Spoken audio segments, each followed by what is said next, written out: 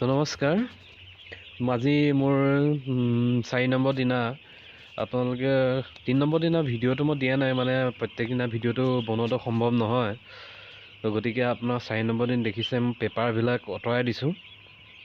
তো 3 দিনৰ পিছত পেপাৰটো মানে আঁতৰাই দিব লাগে আৰু ধৰক ঠাণ্ডা দিনত 4 দিনমান ৰখাব লাগে, কিন্তু এতিয়া অলপ গৰম পৰিছে যিহেতু।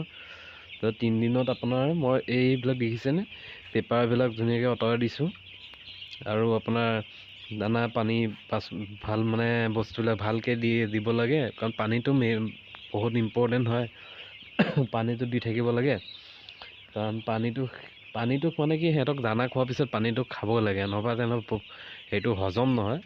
তো হজম নোহোৱাৰ ফলত মানে ধৰক আপোনাৰ বহুত বেমাৰ আজাৰ হ'ব পাৰে, মৰ্টেলিটি হ'ব পাৰে। মানে সেইটো কাৰণে তেনেকৈ ভাল চাফা পানী দিব লাগে, নহ'বা ইকলাই প্ৰব্লেমটো হয়। মানে ইকলাই হৈ গ'লে মানে মুৰ্গীটো আপোনাৰ ধৰক সৰুতেতো কিছুমান মৰ্টেলিটি হৈ যায়, নহ'বা আপোনাৰ ডাঙৰ হোৱাৰ লগে লগে সেইখিনি মৰ্টেলিটি হৈ যায় আৰু গতিকে মানে পানীখিনি আপোনালোকে চাফা কৰি দিব, আৰু বাচনকেইটা চাফা কৰি থাকিব। মেডিচিন দিব লাগে ন, দিয়াৰ পিছত মানে এটা বিজল কিবা নিচিনা হৈ যায়। গতিকে আপোনাৰ পানীটো চাফা কৰি ৰাখিব। চাফা কৰা মেডিচিন আছে বাৰু, চাফা কৰা মেডিচিনটো আপোনালোকে দিব পাৰিব তাত।